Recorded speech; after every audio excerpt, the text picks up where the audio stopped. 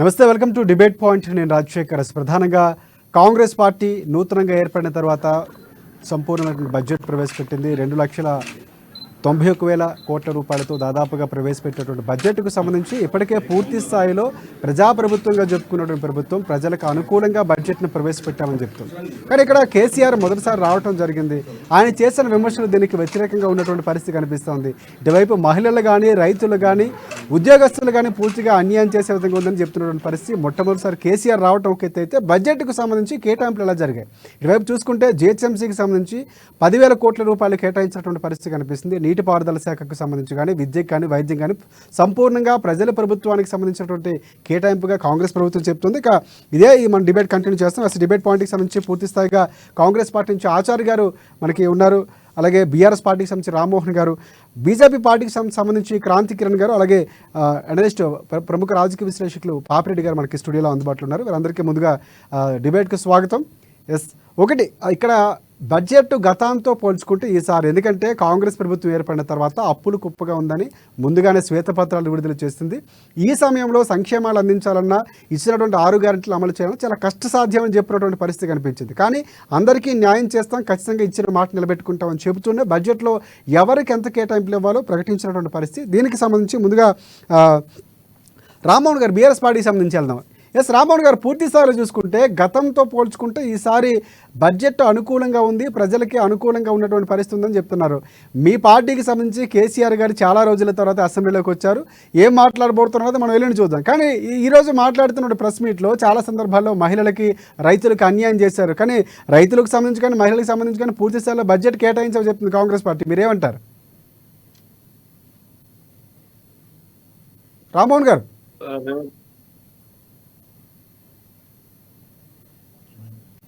రామ్మోహన్ గారు చెప్పండి. వినిపిస్తుందా? వినిపిస్తుంది, చెప్పండి. బడ్జెట్ పై మీ ఒపీనియన్ ఏంటి? బడ్జెట్ ఎలా ఉందంటారు?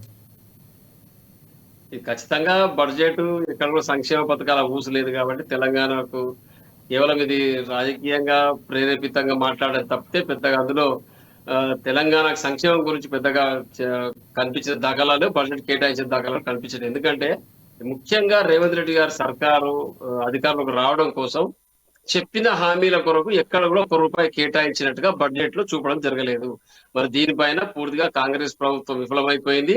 సంక్షేమ పథకాలు కేవలం ఎలక్షన్ తాయిలాలు మాత్రమే, ఇవి ఇచ్చేది కాదు, నీటి మూటలే అనే చందంగా ఈ బడ్జెట్ రూపొందించడం జరిగింది. దీనిపైన పూర్తిగా మేము అసంతృప్తి వ్యక్తం చేస్తాను. తెలంగాణ ప్రాంత రైతాంగానికి, మహిళలకు, నిరుద్యోగులకు ఎటువంటి లాభం చేకూరలేదు. ఇది పూర్తిగా కేవలం కళ్ళబొల్లి మాటల గారడి, అంకెల గారడి మాత్రమే బడ్జెట్. దీనిపైన ఒక్కసారి మనం తెలంగాణ ప్రాంతం యొక్క సంక్షేమం గురించి ఆలోచన చేసే వ్యక్తులు కాంగ్రెస్ పార్టీ నాయకులైతే తప్పకుండా ఎన్నికల్లో మహిళలకు ఇస్తాన 2,500 గురించి కానీ, మిగతా రైతులకు ఇస్తున్నటువంటి 15,000 రూపాయలు కానీ, వీటి గురించి ఎక్కడ ప్రస్తావించకపోవడం వాటికి లెక్కలు మీరు చెప్తారు. అంటే పూర్తి స్థాయిలో ప్రజలకు అనుకూలంగా బడ్జెట్ లేదంటారు, అంతే కదా? కాంగ్రెస్ పార్టీకి సంబంధించి ఇచ్చినటువంటి బడ్జెట్ ప్రజలకు అనుకూలంగా లేదు, సంక్షేమ పథకాలు లేవంటారు. బెనిఫిట్ జరిగే బడ్జెట్ గా కనిపించడం లేదు. రైట్. మాత్రమే. మళ్ళీ మీ దగ్గరికి వస్తాను.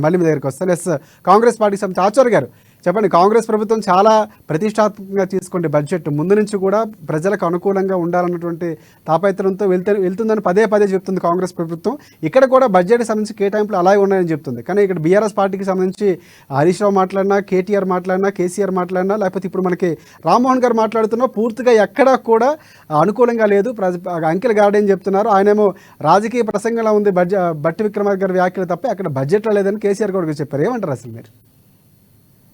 అన్నా, 10 ఏళ్ళు వీళ్ళు చేసినటువంటి పరిపాలన చక్కగా ఏంటంటే ఇవాళ కాంగ్రెస్ పార్టీ అధికారంలోకి వచ్చే అవసరం లేకుండా మీరిచ్చిన హామీలు నెరవేర్చడానికే దిక్కు లేదు. నిరుద్యోగులను ఉద్యోగాలు ఇవ్వాలంటే రోడ్ల మీద దిద్దురు, వాళ్ళకి చదువుకు సంబంధం లేకుండా ఇవాళ గుమాస్తలు పని చేసుకునే స్థాయికి దిగజారు తెలంగాణ ప్రభుత్వం, తెలంగాణ నిరుద్యోగులను. మీరు ఇవాళ కాంగ్రెస్ మీద విమర్శలు ఎక్కి పెడితే మీరు గతంలో ఇవ్వాల్సినటువంటి పథకాలు మీరిచ్చిన ఆమె ఎందుకు నెరవేర్చలేకపోయారు? నిరుద్యోగ వృత్తి మీరే కదా ఇస్తామనింది. 57 ఏళ్ళకే పెన్షన్ ఇస్తామన్నారు కదా, డబుల్ బెడ్రూమ్ ఇల్లు ఇస్తామన్నారు కదా.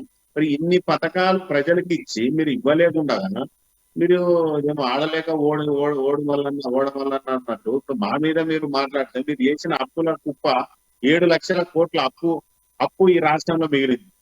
సంవత్సరానికి సగటున ఉమ్మడి ఆంధ్రప్రదేశ్ ఉన్నప్పుడు 6,500 కోట్లు ఒక సంవత్సరానికి మిత్తి కడితే ఇవాళ 1వ తారీఖు వచ్చిందంటే 7,000 కోట్లు వడ్డీలు కట్టే స్థాయికి ఈ రాష్ట్రాన్ని దిగజార్చారు. మీరు వాళ్ళ రాష్ట్రాన్ని దిగజార్చి అప్పుల పాలు చేసి రాష్ట్రాన్ని రోడ్డు మీద వాడేస్తేనే సరైన పద్ధతిలో తీర్చిదిద్ది దాన్ని సరైన రాష్ట్రాన్ని ఒక గాడిలో పెట్టడానికి రేవంత్ రెడ్డి గారు 6 నిమిషాలు కష్టపడతారు బండి విక్రమార్క గారు కలిసి. మీరు వాళ్ళ బడ్జెట్ లో డొల్లా అంటే మీరు వేసిన అప్పుల కుప్పం పూడ్చడానికి వాళ్ళ రాష్ట్రాన్ని వాళ్ళ రోడ్డు మీద ఉన్నదాన్ని గాడిలో పెట్టడానికి ప్రయత్నం చేస్తున్నారు. అది 100% ఇవాళ కాకపోయినా రేపు కాకుండా మాకు 5 ఏళ్ళు ప్రజలు అధికారం ఇచ్చారండి. మేము 6 గ్యారెంటీలు ఏదైతే ప్రజలకు మేము హామీ ఇచ్చినామో దానికి కూడా బడ్జెట్ పెట్టాం. మీ లెక్కలు అడ్డగోలుగా ప్రాజెక్టుల పేరుతో కోట్ల రూపాయలు మేము కొల్లగొట్టలేము. మేము అటువంటి పద్ధతి మాది కాదు. ఎందుకంటే మీరు ఒక పథకం ఇవ్వాలంటే దానికి అప్లికేషన్లు వినపడతలేదా? ఎస్ వినిపిస్తుంది ఆచార్య గారు. మళ్ళీ మనం కంటిన్యూ చేద్దాం, మళ్ళీ దగ్గరికి వస్తాను. బీజేపీ పార్టీ అభిప్రాయం కూడా తీసుకుందాం.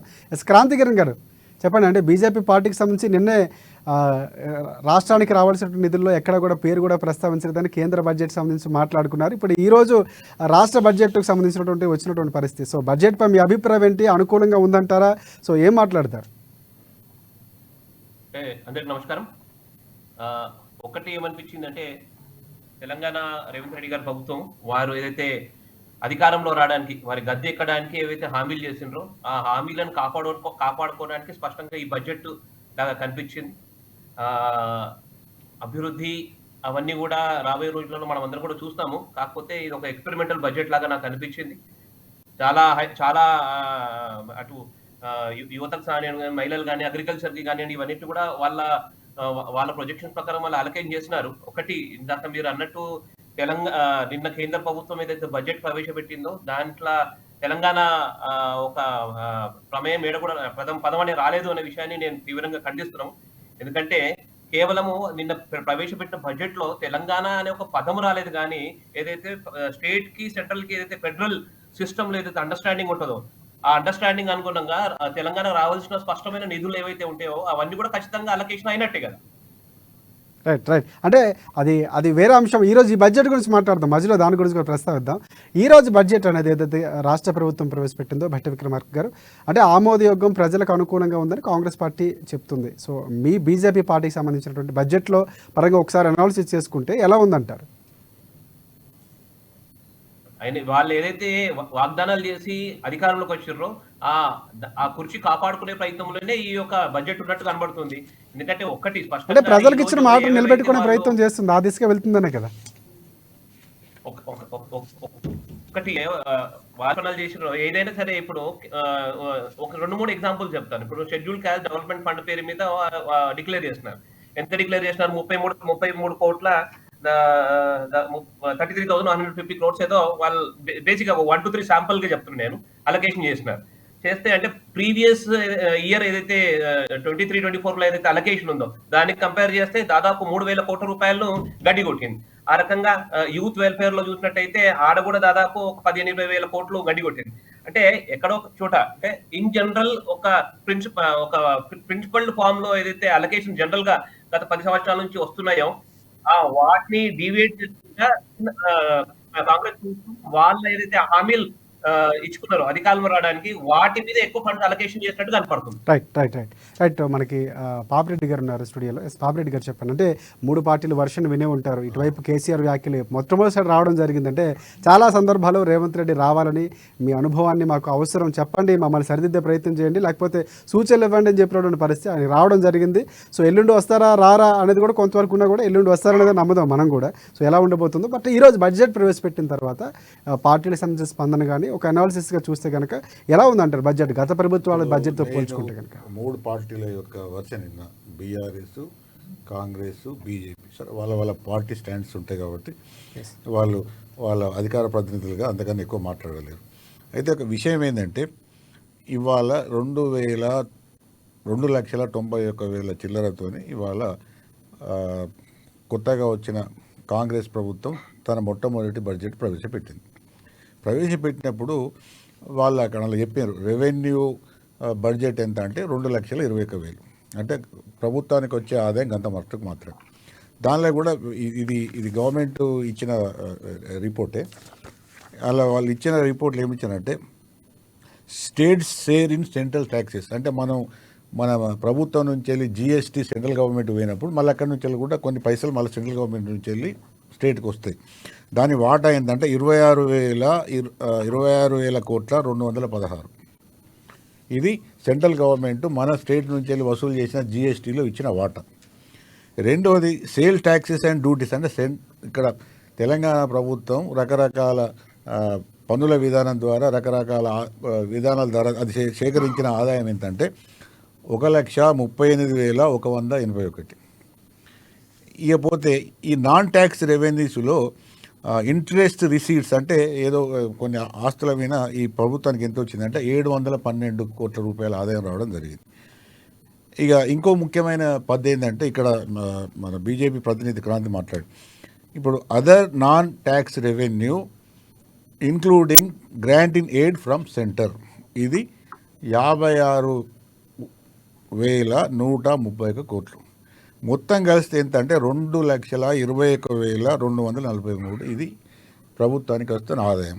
మరి ప్రభుత్వం ఇప్పుడు మిగతా దానిలో చెప్పిన దానిలో ఎట్లున్నదంటే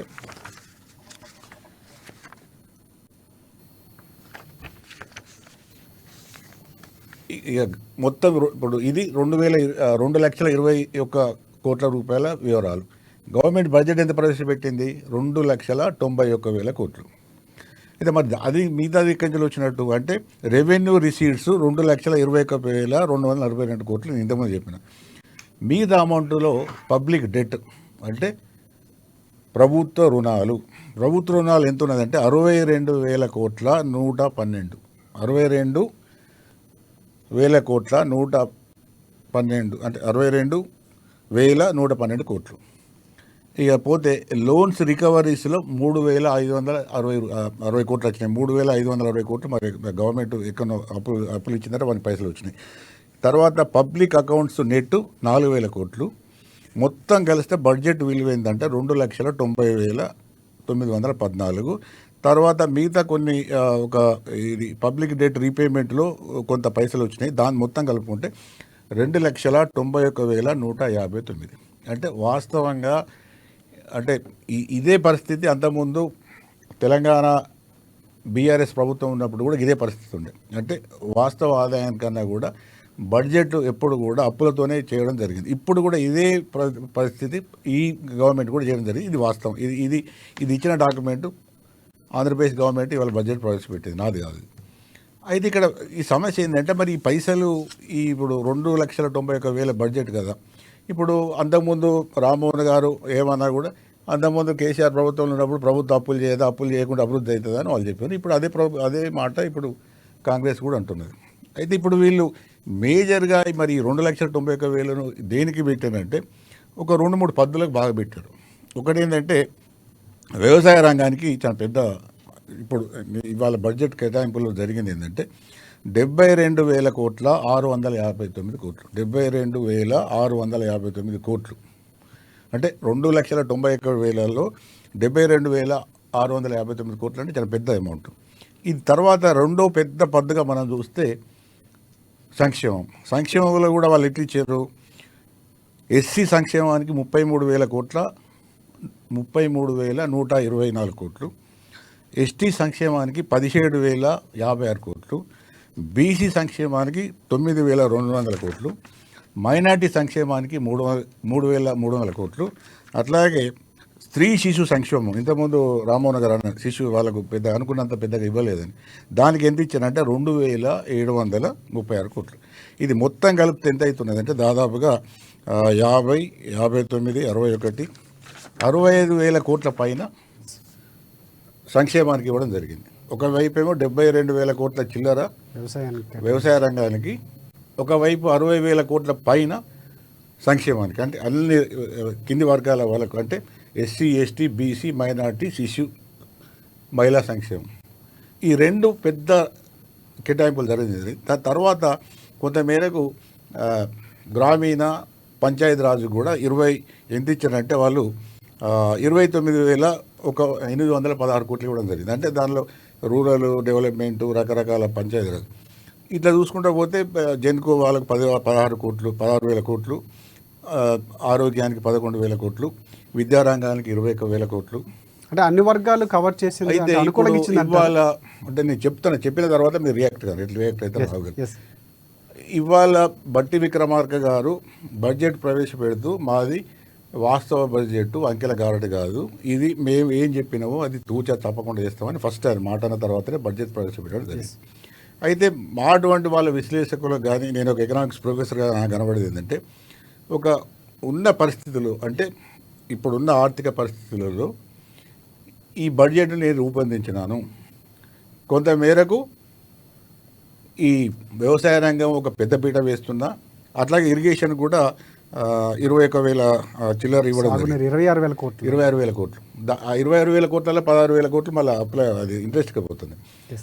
అయితే ఈ మేము పెద్దపీట వేస్తున్న వ్యవసాయ రంగానికి, సంక్షేమ రంగానికి 2 ప్రధానమైన అంశాలుగా వాళ్ళు చెప్పుకోవడం జరిగింది. తర్వాత మిగతా వాళ్ళకు కూడా మేము కొంత కేటాయింపులు చేయడం చెప్పడం జరిగింది.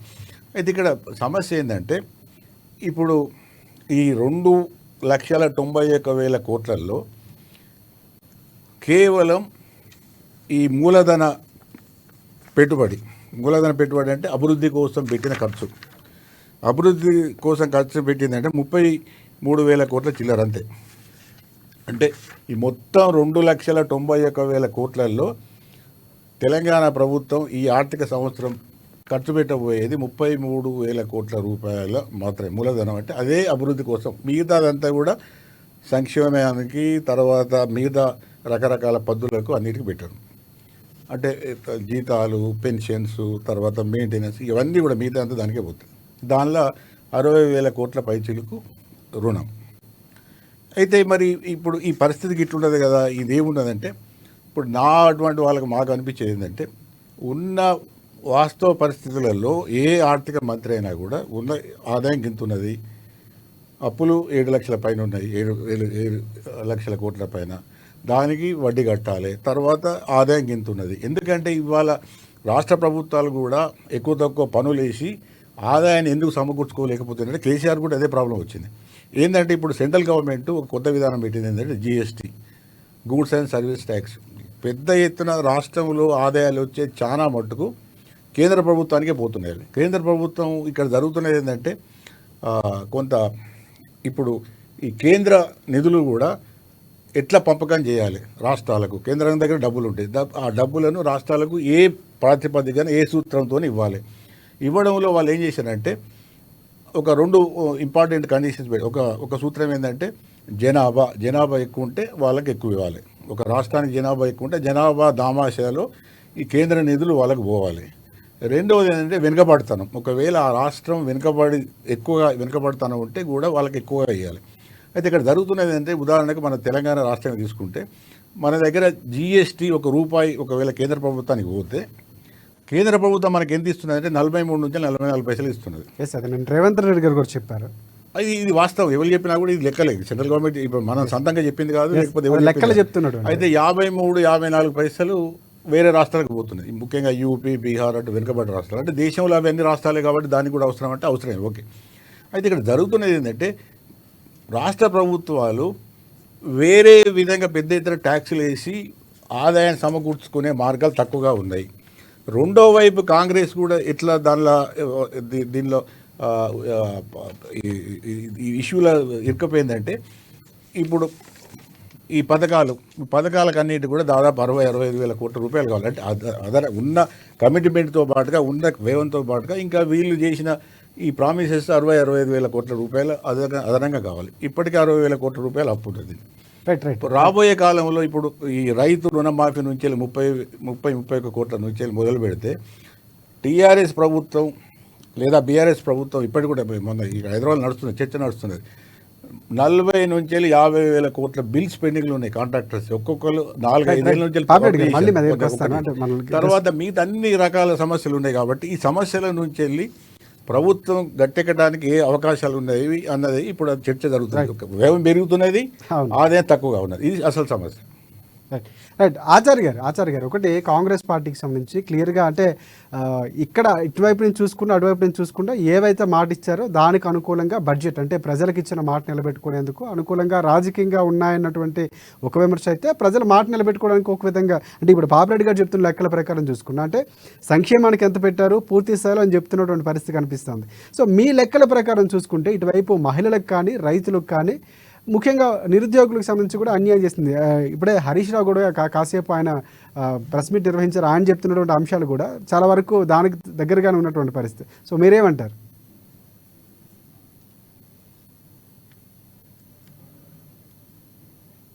ఆచార్య గారు మీ వాయిస్ మ్యూట్లో ఉన్నట్టుంది.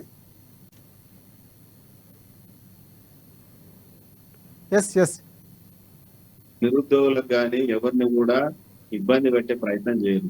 వాళ్ళ వాస్తవికంగా బడ్జెట్ ని ఇవాళ కేటాయించడం జరిగింది. ఉన్న అప్పులు పోగా వడ్డీలు పోగా మన ఆదాయం ఎంత, మూలధనం ఎంత, దానికి ఏ విధంగా వనరులు సమకూర్చుకోవాలి, ఆదాయాన్ని ఎట్లా పెంచుకోవాలి, అన్ని అంకెలేసి లెక్క వేసి దాని ఉన్నది వాస్తవంగా బడ్జెట్ ని ప్రవేశపెట్టింది. వాళ్ళలాగా గతంలో బడ్జెట్ కేటాయించి కూడా ప్రజలకి మరి అందనటువంటి పథకాలు తీసుకొచ్చి మన ప్రజలను మోసం చేసే ప్రయత్నం కాంగ్రెస్ పార్టీ చేయలేదు. ఇవాళ 31,000 కోట్ల రూపాయలు రైతు రుణమాఫీ చేసుకున్నాము. 6,000 కోట్లు ఆల్రెడీ చేసినాము. మళ్ళీ 1,50,000 స్లాబ్ వచ్చినప్పుడు అది చేస్తాము. అదేవిధంగా ఆగస్టు 15 కల్లా 2,00,000 కోట్ల రూపాయలు రుణమాఫీ చేయడానికి ప్రజలకు హామీ ఇచ్చినా అది నెరవేర్చే దిశగా పనిచేస్తాం. విద్యార్థుల విషయంలో 100% మేము దానికి కట్టుబడి ఉన్నాం. వాళ్ళకి నోటిఫికేషన్ వేసినాము, ఎగ్జామ్స్ ప్రిపేర్ అవుతున్నారు. రేపు గ్రూప్ టూ కూడా వాయిదా వేయడం జరిగింది. గ్రూప్ 1, గ్రూప్ 2 అది నవంబర్, డిసెంబర్ లో ఉంటది. ఎక్కడ కూడా నిరుద్యోగులను పెంచి పోషించింది 10 ఏళ్ళు బీఆర్ఎస్ పార్టీ. కాంగ్రెస్ పార్టీ ఎక్కడ కూడా అది మేము మాట ఇచ్చినామంటే మాట తప్పే ప్రభుత్వం మాది కాదు. మేము ఎన్ని నియామకాలు ఉంటే ఆల్రెడీ మాది జాబ్ క్యాలెండర్ కూడా మేము చెప్పినాము.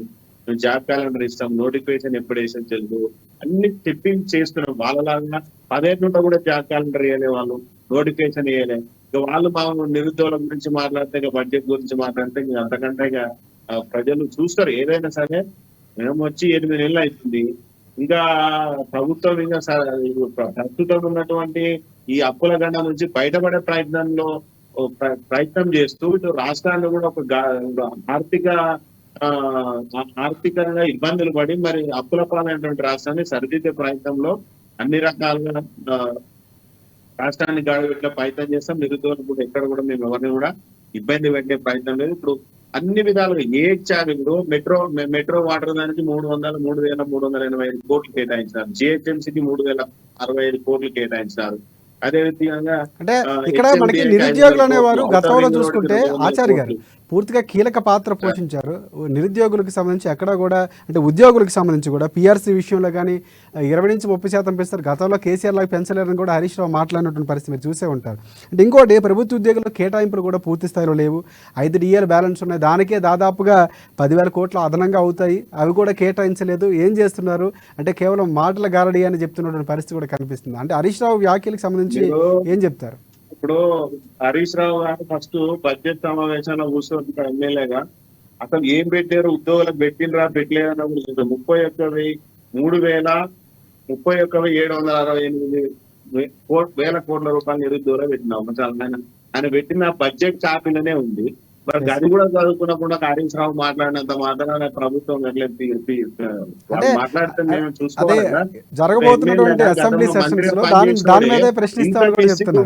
నిరుద్యోగులకి బడ్జెట్ కేటాయించలేదంటే పేజీ నెంబర్ మీరు 6వ పేజీలో చూడండి. బడ్జెట్ పేపర్ల నిరుద్యోగులకి 31,768 కోట్లు కేటాయించినారు. మీరు ఏదైనా మాట మరి హరీష్ రావు మాట్లాడితే అంతకంటే దుర్మార్గం ఏముంటుందండి?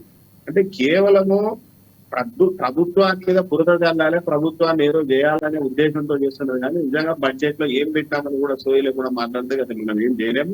మేము ప్రభుత్వము నిరుద్యోగులకు కట్టుబడి ఉన్నాం. మేము బిఎస్సీ వేసినాం, రేపు గ్రూప్ 1, గ్రూప్ 2 వేస్తాము. మామూలు నియామకాలు 100% ఎవ్రీ ఇయర్ ఏదైతే వేకెన్సీస్ ఉన్నా ఆ ఇయర్ లోనే కంప్లీట్ చేసే ప్రయత్నం చేస్తామని రేవంత్ రెడ్డి గారు నిరుద్యోగులకు హామీ ఇచ్చారు. ఎక్కడ కూడా నిరుద్యోగులు ఆందోళన లేరు, అందరు ప్రశాంతంగా ఎగ్జామ్స్ ప్రిపేర్ అవుతున్నారు. ఇవాళ వాళ్ళు ఏదో మాట్లాడాలని బడ్జెట్ లో పెట్టినారు కూడా పెట్టలేరంటే దానికి ఎవరేం చేయలేరు. కాబట్టి మేము కూడా ప్రజాపాలన 7 లక్షల అప్పుల కుప్ప చేసిరండి. ఎక్కడ పోయినా ఏ బ్యాంకు పోయినా కూడా అప్పుల కుప్ప వేసాడు, మిత్తులు కట్టడం అయినా ఫస్ట్ నెక్స్ట్ కావాలంటే అప్పిస్తామనే పరిస్థితి ఉంది ఈ రాష్ట్రంలో. మీలాగా దుర్మార్గంగా గతంలో ఏదైతే ఆర్థిక దోపిడీ జరిగిందో రైతు బంధు పేరుతోని, అటువంటి ఆర్థిక దోపిడీ ప్రాజెక్టుల పేరుతో ఆర్థిక దోపిడీ జరిగిందో ఆ దోపిడీ జరగకుండా పారదర్శకంగా చేయడానికి మేము ముందుకు వచ్చాం. కాగు నివేదిక ఇప్పుడు ఏం చేశారు, కాళేశ్వరంలో 8,000 కోట్లు తిన్నారని మేమేం చెప్పలేదు. కాగు నివేదిక చెప్పింది 8,000 కోట్లు దోపిడీ జరిగింది, మోటార్ల కొనుగోలు ఎంత జరిగింది, గొర్రెల పంపకంలో ఎంత జరిగింది, 1,000 కోట్ల రూపాయలు తీసింది వాళ్ళు. అవినీతి చేసి రాష్ట్రాన్ని అప్పులకు వేసి ఇవ్వలేదు. ప్రెస్ మీట్ల మీద మైకుల మీద మాట్లాడుతుంటే ఇంక అంతకంటే దుర్మార్గం లేదు. కేవలం అది అమరవీరులకు జ్యోతి కట్టడానికే 175 కోట్లకి టెండర్ పెట్టి 178 కోట్లు బిల్లు ఎత్తినటువంటి మానీయులు వాళ్ళకి రాష్ట్రం గురించి, బడ్జెట్ గురించి, రాష్ట్ర ప్రజలకు దోపిడీ సొమ్ము గురించి మాట్లాడాల్సిన నైతిక హక్కు వాళ్ళకి లేదు. రైట్ రైట్ రైట్ ఇటువైపు రామ్మోహన్ గారు, అంటే చూసుకుంటే ఇందాక మీరు మాట్లాడుతూ వ్యవసాయానికి సంబంధించి కానీ మహిళలకు సంబంధించి కానీ చాలా మార్పులు ఇటువైపు కూడా కేటాయింపులు జరగలేదన్నారు. కానీ అత్యధికంగా వ్యవసాయం ఇప్పుడే మనకి పాపిరెడ్డి గారు కూడా చెప్తూ అత్యధికంగా కేటాయింపులు 72,659 కోట్ల రూపాయలు వ్యవసాయ రంగానికి కేటాయించారు. ఇటువైపు గృహజ్యోతి పథకం కింద 2,148 కోట్లు కూడా ప్రకటించినటువంటి పరిస్థితి. సాగునీరుకి కానీ సంక్షేమానికి సంబంధించి కానీ పూర్తి స్థాయిలో ప్రకటించారు. కానీ ఇక్కడ విమర్శలు లెక్కల్లో చెప్తే బాగుండేదన్నటువంటి విమర్శలు కూడా వస్తున్నాయి. బాధ్యతమైనటువంటి ప్రతిపక్షంలో ఉన్న బీఆర్ఎస్ పార్టీ కేవలం రాజకీయ విమర్శలు చేస్తుంది తప్ప ఆధారాలతో చూపిస్తే బాగుండేది అన్నటువంటి విమర్శలు కూడా వస్తున్నాయి. కానీ మీరు వ్యవసాయానికి ఎంత అత్యధికంగా కేటాయించలేదని చెప్తున్నారు. ఏ ప్రాతిపదికన చెప్తున్నారు? 75,000 కోట్లు వ్యవసాయ రంగానికి కేటాయించారంటే 72,659 కోట్లు. వాట్ ఎవర్ ఇట్ మేబీ, ఏదైతే అంకెలు వాళ్ళు చెప్తా ఉన్నారో వ్యవసాయ రంగానికి కేటాయించామని, ఆ డబ్బులు దేని కొరకు వ్యవసాయ రంగంలో లేకపోతే ఇప్పుడు గత ప్రభుత్వంలో ఈ ప్రభుత్వంలో కేటాయింపులు అలాగే ఉంటాయి. కానీ పూర్తిగా నివేదిక అనేది ప్రభుత్వం నడిపించిన బీఆర్ఎస్ పార్టీకి తెలియదు అంటారు. అవునండి, ఎప్పుడైతే ఎలక్షన్ సమయంలో చెప్పిన సంక్షేమ పథకాల గురించి వాళ్ళు అందులో పొందుపరచాలి కదా. మరి ఈ యొక్క సంక్షేమ పథకం రైతు యొక్క దీని కొరకు ఇన్ని 15,000 రూపాయలు ఎకరాకి ఇస్తాను, రైతు బంధు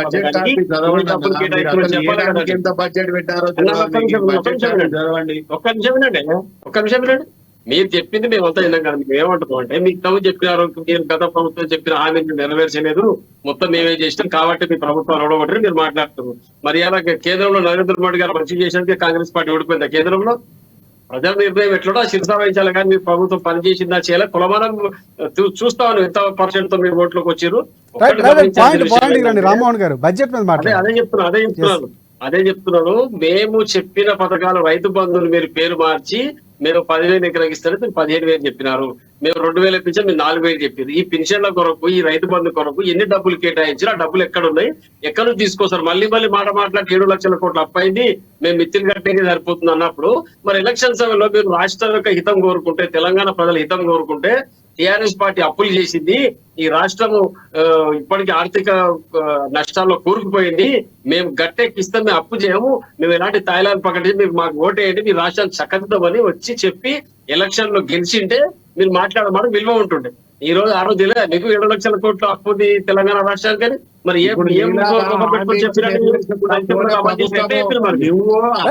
రామ్మోహన్ గారు ఇక్కడ పార్టీలు చెప్పడం కంటే కూడా కాగు నివేదికలో దానికి సంబంధించినటువంటి ఆర్థిక శాఖ చెప్తున్నారు. దాన్ని ఆధారంగా మాట్లాడుకోవాలి.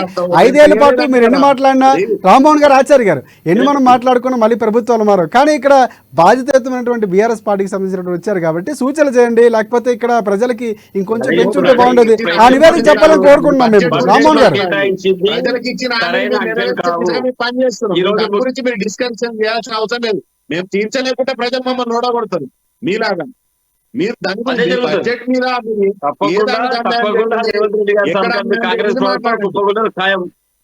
మీ ప్రభుత్వం కుప్పగొలేదు ఖాయం, అందులో ఎలాంటి ఇబ్బంది లేదు. రాష్ట్రాన్ని నడిపే శక్తి లేదు మీకు. ఒకటి గుర్తుపెట్టుకోండి, మీకు ప్రజలు మ్యాండేట్ ఇచ్చారు క్లియర్ గా. మ్యాండేట్ ఇచ్చినప్పుడు అప్పుల గురించి మాట్లాడదు. రాష్ట్రాన్ని సమర్థంగా ఎట్లా నడిపి చెప్పాలి. వినండి, మీకు అప్పులు తీర్చే శక్తి లేనప్పుడు ఊకే కూర్చోవాలి సైలెంట్ గా. ఎందుకు మాట్లాడుతున్నాండి? రాష్ట్రాన్ని నడిపించే శక్తి లేనప్పుడు సైలెంట్ గా పక్కకు జరిగిపోవాలి. రాష్ట్ర గతంలో అప్పు చేసే చెప్పు సమర్థమైన ముఖ్యమంత్రి ప్రభుత్వం ఏం చేయాలంటే గతంలో జరిగిన అప్పులను అప్పులను చెల్లించి మళ్ళీ రాష్ట్రాలు నడపాలి. అంతేగాని గతంలో అప్పులు చేసిండ్రు మేము నడవలేకపోతున్నాం ఈ మాటలు మాట్లాడవద్దు. రాజీనామా చేయండి కాంగ్రెస్ రేవంత్ రెడ్డి గారు. రాష్ట్రం నడిపే శక్తి లేనప్పుడు పార్టీ వదిలిపెట్టి వెళ్ళిపోండి. రాష్ట్రాన్ని నడిపే శక్తి లేనప్పుడు అధికారుల నుంచి గద్దె దిగండి. కేసీఆర్ గారికి అప్పచెప్పండి. మళ్ళీ అద్భుతంగా రాష్ట్రాన్ని నడిపిస్తాడు. ఒకటి రామ్మోహన్ గారు కేసీఆర్ గారికి అప్పు చెప్పాలంటే అది ప్రజల చేతిలో ఉంది. మళ్ళీ 5 ఏళ్ళు ఆగవలసిందే. ఇక్కడ రామ్మోహన్ గారు ఆచార్య గారు ఒక్క నిమిషం మళ్ళీ మనం మీ దగ్గరికి వస్తాను. ఇక్కడ మనం విమర్శలు చేసుకుందాం. మళ్ళీ ఇక్కడ బీజేపీ పార్టీకి సంబంధించి క్రాంతికిరణ్ గారు ఇందాక మీరు మాట్లాడుతూ కూడా కొన్ని అంశాలు మాట్లాడారు. అంటే లెక్కలకు సంబంధించి మనం మాట్లాడుకున్నటువంటి సందర్భంలో ఇక్కడ పూర్తి స్థాయిలో చూసుకుంటే సంక్షేమం వారు అనుకున్నటువంటి ఏదైతే మాట ఇచ్చారో ఆ మాటకు అనుగుణంగానే అక్కడ బడ్జెట్ సంబంధించి కేటాయింపులు ఉన్నాయని మాట్లాడారు. ఇక్కడ అంటే ప్రజల పరంగా మాట్లాడాల్సి వస్తే ఏ కేటాయింపుల్లో ఇంకొంచెం కాంగ్రెస్ పార్టీ చర్యలు తీసుకుంటే బాగుండేది, ఇంకెక్కువ కేటాయిస్తే బాగుండేది, ఏమైనా బీజేపీ పార్టీకి సంబంధించి అలాంటి సూచనలు ఏమైనా ఉన్నాయి? ఎందుకంటే బడ్జెట్పై సమావేశం ఎల్లుండి జరగబోతున్నటువంటి పరిస్థితి, కేసీఆర్ గారు కూడా రాబోతున్నారు. బీజేపీ పార్టీ స్టాండ్ ఎలా ఉండే అవకాశం ఉందంటారు? ఎలా ఎక్స్పెక్ట్ చేయొచ్చు అంటారు మీ పార్టీ నుంచి? సార్ భారతీయ జనతా పార్టీ స్పష్టంగా ఇప్పుడు వీళ్ళు ఏదైతే హామీలు ఏవైతే ఇచ్చారో ఆ హామీల ఆధారంగా అధికారంలోకి వచ్చిన తర్వాత ముందుకు ఉన్న చేత పైసలతో బడ్జెట్ తోని ముందుకు పోయి ఏదైతే ప్రయత్నం చేస్తారు కదా, ప్రాక్టికల్ గా అయితే ఇప్పుడు ఉన్న తెలంగాణ స్టేట్ ఎకనామిక్స్ ఏదైతే ఉందో ఇది doesn't support to their promises. ఒకటి ఏంటంటే వాళ్ళు ఉన్న బడ్జెట్ లో ప్రజా సంక్షేమ నిమిత్తం వివిధ ఆయామాలలో ఏవైతే వాళ్ళు అలొకేషన్ చేసిండ్రో దాన్ని ప్రాపర్ గా ఎటువంటి కాంగ్రెస్ సమస్య వచ్చిందంటే కాంగ్రెస్ డిఎన్ఏలో అవినీతి చేసే ఒక సహజత్వం ఉంది. అటు కేంద్రం నుంచి రాహుల్ వడ్రా వీళ్ళందరి కుటుంబం అందరూ తీసుకున్న వస్తుందైతే సహజంగానే వీళ్ళు అవినీతి చేసే ఒక క్రమంలో పరిపాలించే ఒక పద్ధతి అది. కాబట్టి ఒకటి మేము వీళ్ళకి కాంగ్రెస్ పార్టీకి హితం ఏం చెప్పాలనుకుంటున్నామంటే ఏవేవైతే అలొకేషన్ స్పష్టంగా వీళ్ళు వివిధ ఆయామంలో పెట్టడం జరిగిందో అది ప్రజాహితం కోసం ఖర్చు పెట్టి ప్రజా సంక్షేమ నిమిత్తం ముందుకు తీసుకువెళ్ళాలని, ఎటువంటి అవినీతి చేయకుండా ఉంటే అదే తెలంగాణకు శ్రీరామ రక్ష. ఒకటి క్రాంతికిరణ్ గారు, అంటే బడ్జెట్ కేంద్ర బడ్జెట్కి సంబంధించిన సమావేశం ఏదైతే చర్చ జరిగిందో అప్పుడు మీరు వెళ్ళిపోయినటువంటి పరిస్థితి. సరే, ఎల్లుండి చర్చకు సంబంధించి బీజేపీ పార్టీ గతంలో చూసుకుంటే ఈసారి ఎమ్మెల్యేల సంఖ్య పెరిగింది, బలం పెరిగింది, కేంద్రం నుంచి కూడా ఎక్కువ ప్రాతినిధ్యం వహిస్తున్నటువంటి పరిస్థితి కనిపిస్తుంది ఎంపీ స్థానంలో కూడా. ఇక్కడ ఈరోజు అంటే ఒక చర్చ జరగాలన్నా కూడా మీ భాగస్వామి కూడా ఖచ్చితంగా ఉండాలి. అంటే గతంలో కంటే ఇప్పుడు ఎమ్మెల్యేలు పెరిగారు కాబట్టి సో ఎలా ఉందంటే ఎలాంటి వాణి వినిపిస్తున్నారు అనేది ప్రజలు కూడా చూస్తున్నటువంటి పరిస్థితి. ఎందుకంటే ఇటువైపు ప్రధాన ప్రతిపక్షంగా ఉన్న బీఆర్ఎస్ పార్టీ సంబంధించి కేసీఆర్ గారు రాబోతున్నటువంటి పరిస్థితి. సో ఈ నేపథ్యంలో మరొక్కసారి అదే అడుగుతున్నాను, అంటే గతంలో మీరు అన్నట్టు ఎక్కడ కూడా అవినీతి జరగకుండా ఇచ్చినటువంటి అన్నీ కూడా జరగాలని చెప్తున్నటువంటి పరిస్థితి. ఇంకొంచెం అంటే వ్యవసాయ రంగానికి సంబంధించి కేటాయింపులు కానీ లేకపోతే సంక్షేమానికి, సాగునీటికి, గృహజ్యోతికి, మహిళలకి ఈ కేటాయింపులకు సంబంధించి బీజేపీ పార్టీకి సంబంధించి అంటే పూర్తి స్థాయిలో ఏమైనా నివేదిక చెప్పాలి లేకపోతే మార్పులు చేర్పులు చెప్పాలనుకుంటున్నారా? అలాంటి ఏమైనా అవకాశం ఎక్స్పెక్ట్ చేయొచ్చు అంటారా? డాక్యుమెంట్ ఇవ్వలే వచ్చింది కాబట్టి మా బ్యాక్ ఎండ్ టీం ఒకసారి ఎకనామిక్స్ టీం అంతా కూడా కూర్చొని ప్రాపర్ గా డిస్కషన్ చేస్తారు. తర్వాత లెజిస్లేటివ్ ఏదైతే టీం ఉంటుందో వాళ్ళకి ఇచ్చే సూచనలు అనుగుణంగా వాళ్ళు కూడా ఆ సమావేశంలో ప్రస్తావిస్తారు. దానికి అంటే it may be the too early stage to comment from my side. Thorough discussion అయిన తర్వాత పార్టీ స్టాండ్ ఏ రకంగా అయితే ఉంటుందో దాని ప్రకారము మా లెజిస్లేటివ్ లీడర్ వాళ్ళు ఆ డాక్యుమెంట్ తీసుకొని వస్తారు. రైట్. ఒకటి పాపిరెడ్డి గారు, ఇందాక మనం మాట్లాడుతూ కూడా మీరు లెక్కలు చెప్తున్నటువంటి పరిస్థితి అంటే వారు గతంకి ఇప్పటికీ పెద్ద తేడాలు లేవు. అంటే వస్తున్నటువంటి మూల ఆదాయం కానీ లేకపోతే రెవెన్యూ కానీ అప్పులు కానీ లోటు ఇవన్నీ కూడా సేమ్ అలాగే ఉన్నాయి, పెద్ద మార్పులు లేవు. కాబట్టి సంక్షేమానికి సంబంధించి కేటాయింపులో కొంత వ్యత్యాసం ఉందనేటువంటి మాట చెప్పారు. అంటే గత ప్రభుత్వానికి ఈ ప్రభుత్వానికి కేటాయింపులు చూసుకుంటే కనుక ఏ రంగానికి అత్యధికంగా ప్రాధాన్యత కల్పించింది అనుకోవచ్చు మనం?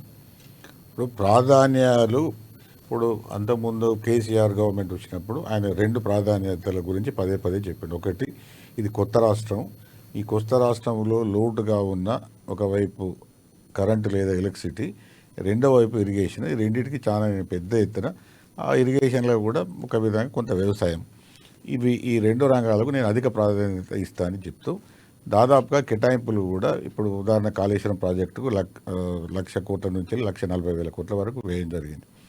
అట్లాగే మిషన్ కాకతీయ, మిషన్ భగీరథ, లేకపోతే ఈ పవర్ ప్లాంట్స్ ఇప్పుడు అక్కడ వేదాద్రి, లేకపోతే అక్కడ నల్గొండలో కడుతున్నారు. వీటికి నేను పెద్ద ఎత్తున పీట వేస్తున్నాను. ఎందుకంటే ఇన్ఫ్రాస్ట్రక్చర్ ఇది డెవలప్ అవుతుంది. నీళ్లు నిధులు నియామకాల్లో అంటే ఆ రాష్ట్రం అభివృద్ధి కావాలంటే ఈ 2 ప్రాథమిక సమస్యలే ఆయనే అనుకున్నాడు. ఆయన దానికి ఎక్కువ కేటాయింపులు ఇవ్వడం జరిగింది. ఆ తర్వాత రెండోసారి గెలిచిన తర్వాత విద్యా వైద్యానికి ఇస్తానన్నాడు కానీ ఆయన ఇవ్వలేదు, అంటే అనుకున్న లెవెల్ ఇవ్వలేదు. అయితే ఇప్పుడు కాంగ్రెస్ గవర్నమెంట్ వచ్చిన తర్వాత వాళ్ళు ఏమంటున్నారంటే మేము వ్యవసాయానికి ప్రాముఖ్యత ఇస్తాము, సంక్షేమానికి ఇస్తాము, ఓవరాల్గా అభివృద్ధికి అన్ని రంగాల ప్రజలను కూడా ఇవాళ బట్టి విక్రమార్క పదే ఆయన బడ్జెట్ అది ఆయన మాట్లాడుతూ ప్రజెంటేషన్లో అదే విషయం చెప్పడం జరిగింది. అయితే కేటాయింపులలో కూడా కొంత అన్ని రంగాలు కూడా కొంత కేటాయించడం. అయితే సమస్య ఏంటంటే ఇక్కడ ఏ ప్రభుత్వం ఏ రంగాలకు వాళ్ళు కేటాయింపులు ప్రాధాన్యతలు ఇచ్చినప్పటికీ కూడా ఇక్కడ సమస్య ఏమొస్తున్నదంటే ప్రభుత్వం యొక్క ఆదాయానికి వ్యయానికి మధ్య వ్యత్యాసం బాగా పెరుగుతున్నది. ఇది మీరు మీ 3 పార్టీలు కూడా గమనించాలి. ఎందుకంటే దీర్ఘకాలంలో ఇది అందరి మీద, ప్రజల మీద, ఆర్థిక వ్యవస్థ మీద, తెలంగాణ సమాజం మీద కూడా పడుతుంది. ఇప్పుడు దాదాపుగా 6.5 లక్షల కోట్ల అప్పు ఉన్నది. ఇప్పుడు ఈ బడ్జెట్లో కూడా చూస్తే కూడా 65,000 కోట్ల రూపాయలు అప్పు ఉన్నది దీనిలో. ఇదే విధంగా ఒకవేళ ఈ కాంగ్రెస్ ప్రభుత్వం కూడా 5 ఏళ్ళు సంవత్సరానికి 60-70 కోట్లు వేస్తే ఇది కూడా 3.5-4 లక్షల కోట్లకు దీన్ని కూడా ఇప్పటికే కొందరు భయపడుతున్నారు. అంటే మొత్తం అప్పు కలిసి మళ్ళీ 10 లక్షల కోట్ల కన్నా ఎక్కువ అవుతుంది. అయితే ఇప్పుడు ఏమవుతున్నదంటే ఇది ఒక విధంగా మేము ఎకనామిక్స్లో లేదా మా పరిభాషలో చెప్పేది అంటే దిస్ ఇస్ డెట్ ట్రాప్ అంటారు. అంటే ఈ అప్పు కోసమే మళ్ళీ అప్పు చేయడం. అప్పు 2 విధాలుగా ఉంటుంది. అప్పు చేసి దాన్ని అభివృద్ధి కోసం చేసి అభివృద్ధి వలన వచ్చే ఫలితాలతోని అప్పును తీర్చడం ఒక పద్ధతి. అది వ్యక్తులకు కావచ్చు, సంస్థలకు కావచ్చు, ప్రభుత్వానికి కూడా కావచ్చు. కాదు నాకు అప్పు అయింది, దాన్ని అప్పును తీర్చడానికి మళ్ళీ అప్పు చేస్తా అన్నది ఇంకొక పద్ధతి. ఇప్పుడు దాదాపుగా బీఆర్ఎస్ ప్రభుత్వం నుంచి వెళ్ళి ఇదే పద్ధతి కొంతకాలం కొనసాగింది. ఈ బడ్జెట్లో కూడా రాష్ట్ర ప్రభుత్వానికి అంటే మాకు అనివార్యమైన పరిస్థితులలో మాకు వేరే అవకాశాలు లేవు కాబట్టి మేము దీనిలో ఈ విషవలయంలో చిక్కున్నాం కాబట్టి మేము కూడా కొంత అప్పు చేయక తప్పలేదని కాంగ్రెస్ వాళ్ళు కూడా అంటున్నారు. వాళ్ళు 60,000 కోట్ల పైన బడ్జెట్లో పెట్టడం జరిగింది.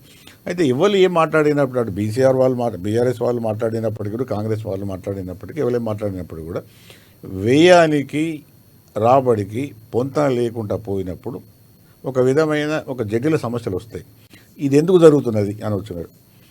ఎందుకు జరుగుతుంది అంటే ఇవాళ మీ 3 పార్టీలు కూడా బాగా తెలుసు.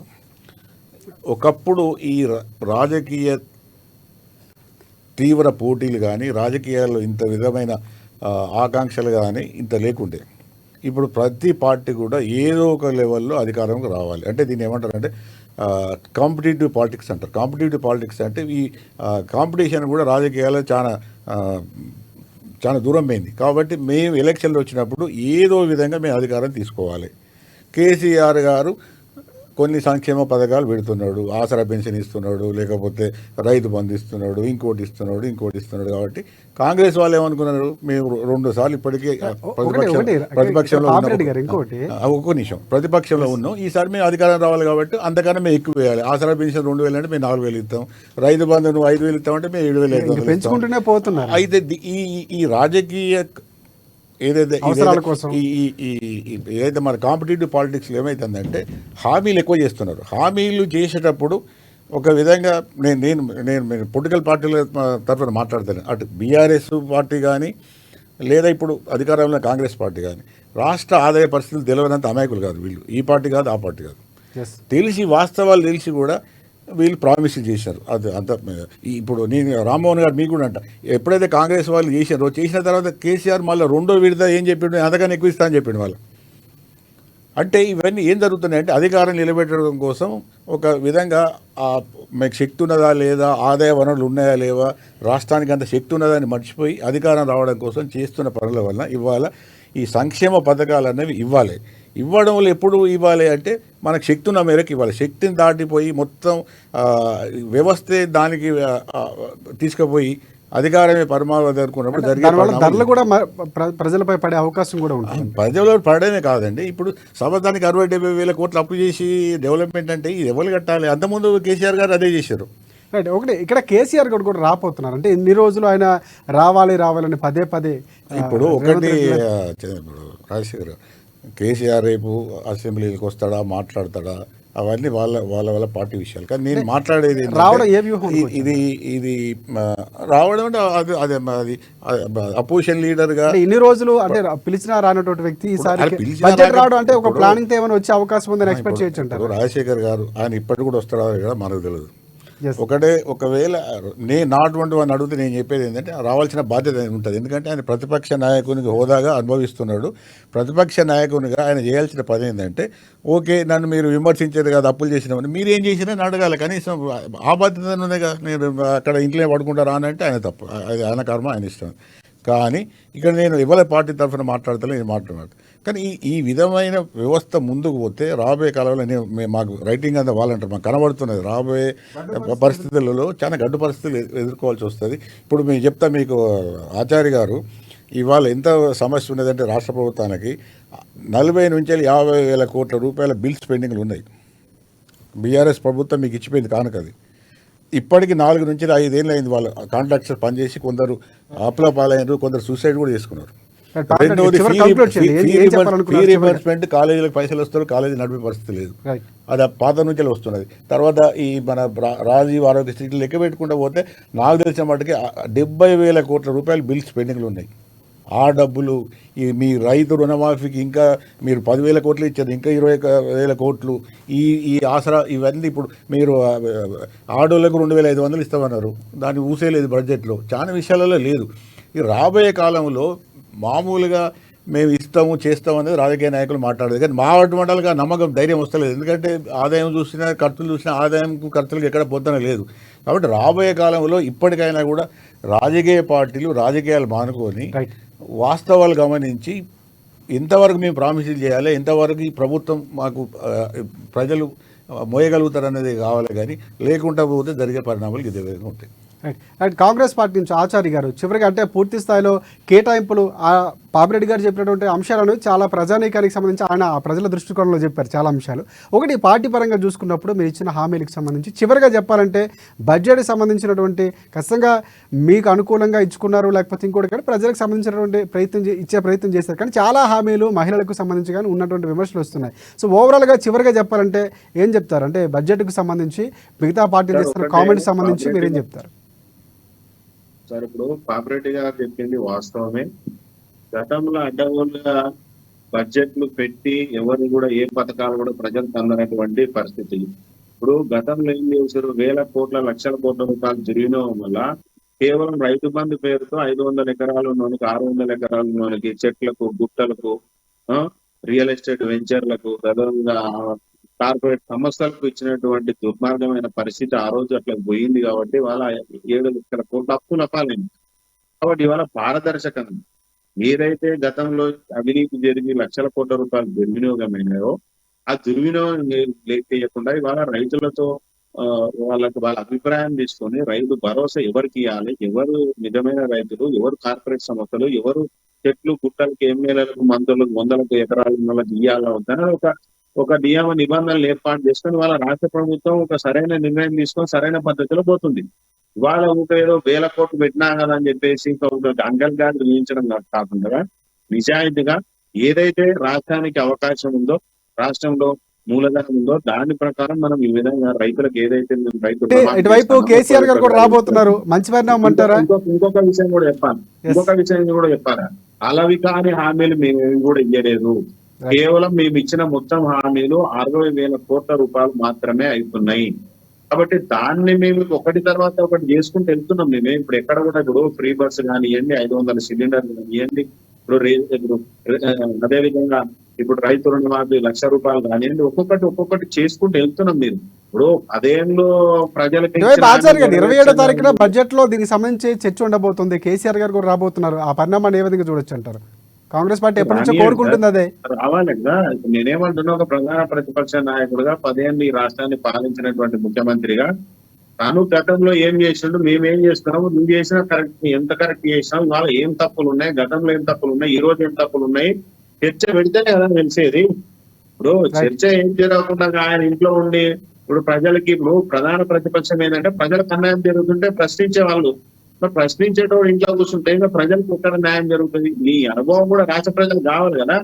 గతంలో ఏం జరిగింది, ఏం తప్పిదాలు జరిగినాయి అనేది ప్రభుత్వం చెప్తుంది. దాన్ని ఎందుకు జరుగుతుందని నువ్వు చెప్తే దాన్ని బట్టి ప్రభుత్వం పట్ల ఒక యూటర్న్ తీసుకొని మంచి నిర్ణయం తీసుకొని ప్రజలకు పేరు జరిగే అవకాశం ఉంటుంది కదా.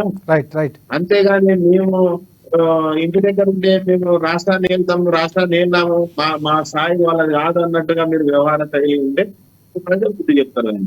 రావడం మంచిది. ఇప్పుడు ప్రధాన ప్రతిపక్షం ఎంత బలంగా ఉంటేనే ప్రభుత్వం అంత మంచిగా పనిచేస్తారు. రైట్. మనం కూడా చూద్దాం ఎల్లుండి చర్చ ఎలా ఉండబోతుందో చూద్దాం. అది కూడా అంటే ముఖాముఖి పడబోతున్నారు, మాటలు ఎలా ఆడుకుంటారు, ఎలా ఉండబోతున్నాయి కౌంటర్లు. అంటే బీఆర్ఎస్ పార్టీకి సంబంధించి రామ్మోహన్ గారు ఏం చెప్తారు? మీరు మీ అధినేత రాబోతున్నారు, ఓవరాల్ గా బడ్జెట్ పై మీ అభిప్రాయాన్ని ముందే చెప్పారు, ఎలా ఉండబోతున్నారు ఎక్స్పెక్ట్ చేస్తున్నారు? తప్పకుండా అండి.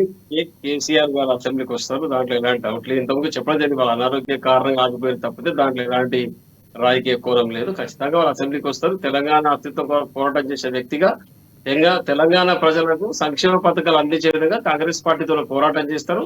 ఏవైతే ఎన్నికల్లో హామీ ఇచ్చారో ఆ సంక్షేమ పథకాలు మొత్తం ఎట్లా హామీలను ఎట్లా పూర్తి చేస్తారో రేపు అసెంబ్లీ సాక్షిగా రేవంత్ రెడ్డి గారు చెప్పాలి. బడ్జెట్ లో ఎక్కడ పెట్టాం, ఎక్కడి నుంచి డబ్బులు తీసుకొస్తున్నాం, రైతు రుణమాఫీకి ఎంత, లేకపోతే మహిళలకు ఇచ్చేది ఎంత, నిరుద్యోగులకు ఇచ్చేది ఎంత, ఫీజు రియంబర్స్మెంట్ ఎంత, ఈ రైతు బంధు ఎంత, రైతు బీమా ఎట్లా, ఇవన్నీ కూడా అసెంబ్లీ సాక్షిగా ఇక ఇన్కమ్ తీసుకొచ్చి ఈ యొక్క సంక్షేమం పూర్తి చేస్తామని చెప్పాలి. దానికి ఖచ్చితంగా బీఆర్ఎస్ పార్టీ కేసీఆర్ గారు, అధినేత కేసీఆర్ గారు తప్పకుండా కాంగ్రెస్ ప్రభుత్వానికి మద్దతు ఇస్తారు, సరైన సలహాలు ఇవ్వడం జరుగుతుంది. రేపు కేంద్రంలో ఎన్నికల్లో గెలిచి ఎంపీలు గెలిచి అక్కడ ఏం మాట్లాడకుండా కూర్చుని ఎంపీలు కూడా కనీస పరిజ్ఞానం తెచ్చుకొని అక్కడ కేంద్రంతో పోరాటం చేయాలి. దాంట్లో కూడా బీఆర్ఎస్ పార్టీ కలిసి వస్తే నాకు డౌట్ లేదు. కేంద్రంలో పార్లమెంట్ లో ప్రాతినిధ్యం వహిస్తున్నటువంటి బీజేపీ గానీ మిగతా రాష్ట్ర ఎంపీలను చూసి బుద్ధి చేసుకోవాలని కోరుతాను. ఎందుకంటే ఎంపీల అంశం మళ్ళీ మనం మాట్లాడతాం, బడ్జెట్ గురించి మాట్లాడుతున్నాం, కేసీఆర్ గారు రాబోతున్నారు. రైట్ క్రాంతికిరణ్ గారు, మీరు చెప్పండి. చివరిగా బీజేపీ పార్టీకి సంబంధించినట్టు కూడా ఇక్కడ ప్రస్తావిస్తున్నారు, ప్రధాన బడ్జెట్ కు సంబంధించి ప్రసంగంలో పాల్గొనబోతున్నారు. కేసీఆర్ గారు కూడా రాబోతున్నారు. ఈ పరిణామాన్ని ఏ విధంగా చూడొచ్చు అంటారు? ఎలా ఉండే అవకాశం ఉందంటారు? సార్, ఇది కేసీఆర్ గారు వచ్చి తెలంగాణ శాసనసభలో వారి యొక్క ఏదైతే పూర్వ అంత సుదీర్ఘమైన అనుభవం వరకు ఉందో ఆ అనుభవం ఆధారంగా ఈ బడ్జెట్ లో వారు ఏమైనా ఇన్పుట్స్ ఇస్తే నిజంగా ప్రభుత్వం కూడా దాన్ని ప్రాపర్ గా తీసుకొని దాన్ని ఇంప్లిమెంట్ చేసే యాంగిల్లో పనిచేస్తుంది అనుకుంటాను. అదే రకంగా భారతీయ జనతా పార్టీ పక్షాన కూడా ఎవరైతే శాసనసభ్యులు ఉన్నారో వాళ్ళు కూడా కేంద్ర పార్టీ ఏదైతే అనుగుణంగా పరిపాలన అనుగుణంగా ఏదైతే ఉంటుందో దాన్ని ఆదేశాల అనుగుణంగా మా పార్టీ నుంచి కూడా మేము సూచనలు ఇచ్చే ప్రయత్నం చేస్తాం. రైట్. Thank you. ప్రధానంగా అది బడ్జెట్కు సంబంధించి చాలా అంశాలు మనం మాట్లాడుకున్నాం. ఎల్లుండి జరగబోతున్నటువంటి దీనిపై చర్చ ఏ విధంగా ఉండబోతుంది, 27వ తారీఖున కేసీఆర్ రాబోతున్నారు అన్నటువంటిది. ఎందుకంటే ఈరోజు వస్తారన్నటువంటి ఉంది. తర్వాత పాపిరెడ్డి గారు అన్నట్లు ఏమైనా మార్పులు జరగవచ్చు అనేది కూడా మనం చూద్దాం. రేపు ఎల్లుండి సాయంత్రంకి తెలియవచ్చాము, రేపు సాయంత్రంకి. సో మొత్తానికి ఏదైనా కూడా బడ్జెట్ పెట్టిన తర్వాత పూర్తి స్థాయిలో కాంగ్రెస్ పార్టీకి సంబంధించి ప్రజలకు అనుకూలంగా ఇచ్చామని పదే చెప్తుంది. భట్టి విక్రమార్క గౌడ్ ఇటువైపు అదే పని చెప్తున్నారు. రైతులకు సంబంధించి పెద్దపీట వేసే ప్రయత్నం చేస్తాం, మహిళలకి, నిరుద్యోగులకి ఏదైతే తెలంగాణ ప్రత్యేకంగా సాధించుకున్నామో నీళ్లు, నిధులు, నియామకాలు గతంలో జరిగిన తప్పిదాలను కప్పిపుచ్చుకునే ప్రయత్నం చేస్తూనే ఉన్నటువంటి అవన్నీ సరిదిద్దుతూ ముందుకెళ్తున్నామని చెప్తున్నటువంటి పరిస్థితి. బీఆర్ఎస్ పార్టీ మాత్రం కేటాయింపులు ఎక్కడా జరగలేదు, గతంలో దళిత బంధు ఇవన్నీ కూడా విమర్శిస్తున్నటువంటి పరిస్థితి. ఏదైనా మొత్తానికి దీనికి వేదిక కాబోతున్నటువంటి అసెంబ్లీ సమావేశం ఎలా మూడవుతుంది అనేది ఒక చర్చగా ఉన్నటువంటి పరిస్థితి కనిపిస్తుంది. అండ్ బీఆర్ఎస్ పార్టీకి సంబంధించి కానీ బీజేపీ కూడా ఎలా ఉండబోతున్నాయి, ఈసారి సంఖ్య ఉంది ఎక్కువ కూడా బీజేపీ పార్టీకి. సో ఇవన్నీ కూడా చూద్దాం. ఇది మొత్తానికి బడ్జెట్కి సంబంధించినటువంటి డిస్కషన్. రేపటి డిబేట్లో మళ్ళీ మనం కలుసుకుందాం. ప్రధానంగా మనకి కాంగ్రెస్ పార్టీకి సంబంధించి ఆచార్య గారికి ప్రత్యేకంగా ధన్యవాదాలు, బీఆర్ఎస్ పార్టీకి సంబంధించి రామ్మోహన్ గారికి, అలాగే బీజేపీ పార్టీకి సంబంధించి క్రాంతికిరణ్ గారికి అండ్ పాపిరెడ్డి గారు మనకి మనతో పాటు స్టూడియోలో ఉన్నారు, వారికి కూడా ప్రత్యేకంగా ధన్యవాదాలు తెలియజేస్తున్నాం గెస్టులందరికీ. ఇది ఇవాళ డిబేట్ పాయింట్. రేపటి డిబేట్ పాయింట్లో మళ్ళీ మనం కలుసుకుందాం. అంతవరకు చూస్తూనే ఉండండి అమ్మా న్యూస్, నిజం కోసం జనం కోసం.